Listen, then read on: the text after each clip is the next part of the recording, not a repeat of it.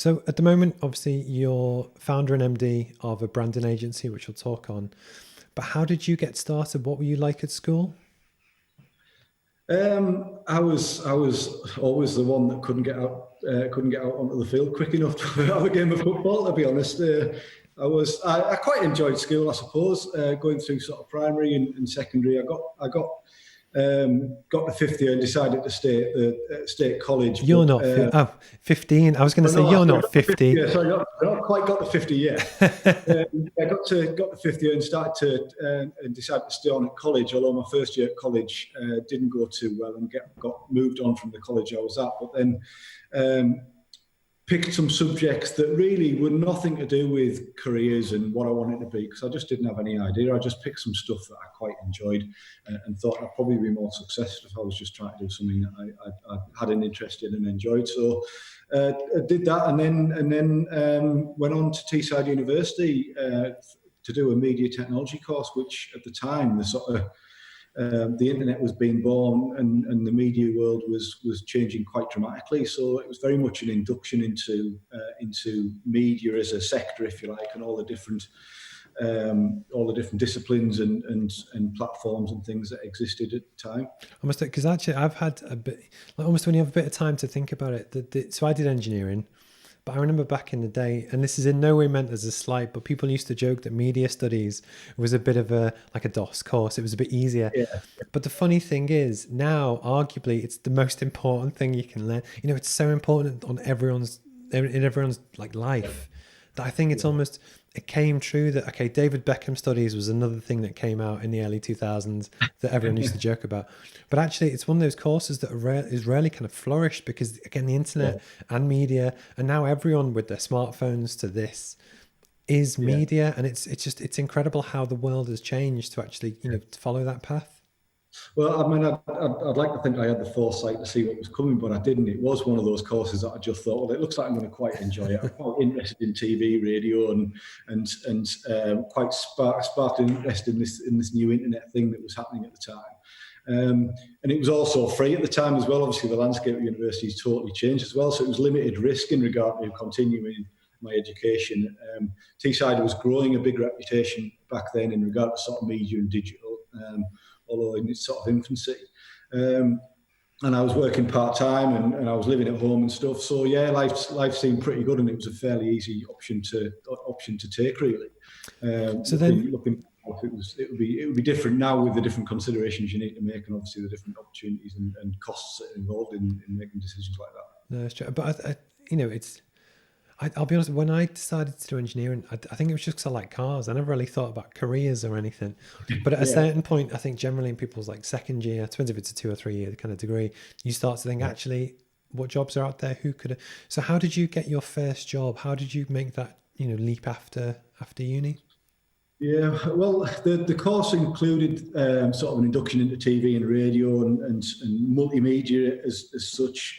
So I started really getting quite a deep understanding of IT and specifically around web technology, and the internet was being born. And I really interested in when we used to sit in Notepad designing our first sort of websites, if you like.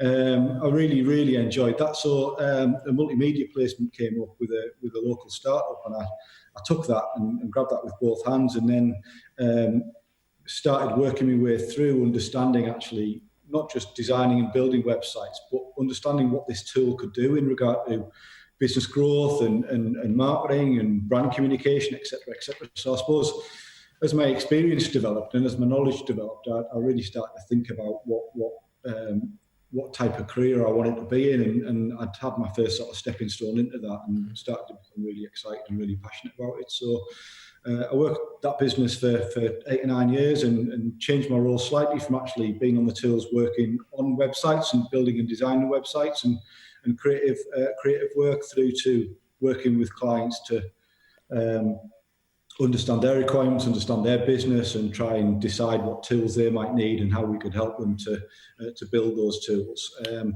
as I sort of started to go client side, I started building my own business network, and it sort of exposed me, I suppose, to business itself and the business community on Teesside, which I'd never really been exposed to. I hadn't really understood what being in business meant and the type of industry that sat around me in the Tees Valley region, really. Because I must have well, I guess on a few fronts. One, I think any boss that has done his time on the tools, learnt his craft the proper way, it means that then at some point when you start to ask other people to do stuff for you, you know how to do it, you know it inside out. So actually, both it gives you credibility to manage even better, but I think there's a level of respect there that likewise, almost when you have failures with stuff, that's arguably where you learn your biggest lessons.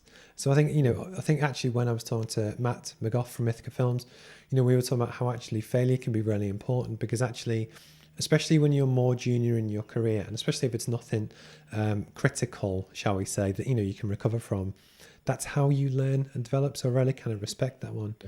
And then on the kind of business networking point of view, I'm just dropping all my Middlesbrough Teesside names there. But again, it was something Emily Bentley mentioned, that actually when she realised the power of networking, that actually in her story, when she was working at the accountancy firm and they used to take her to networking events to kind of do what she does best, it almost opens your eyes to who else is out there, who does what. And I think it's almost, it's unless you're in it, it's quite difficult to discover it. Does that make sense?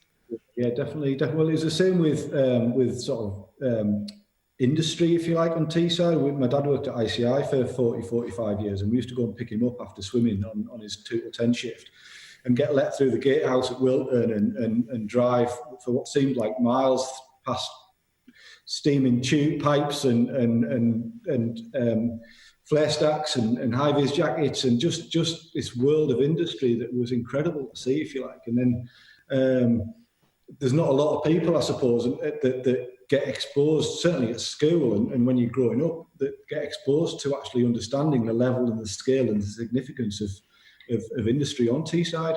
Luckily, with people like ICI and I suppose when we started working with PD Port, it was a similar type of recognition going on to Teesport and seeing the industry and the commerce and the job roles and the world that sits around the river. It was just a total eye-opener to me. And until we started doing that, I hadn't understood that was even there, never mind the world that existed there. So you can walk to the Riverside Stadium every Saturday to go and watch the Borough and walk over the river, but not understand actually the incredible opportunities and like I say, the world of industry that sits around it.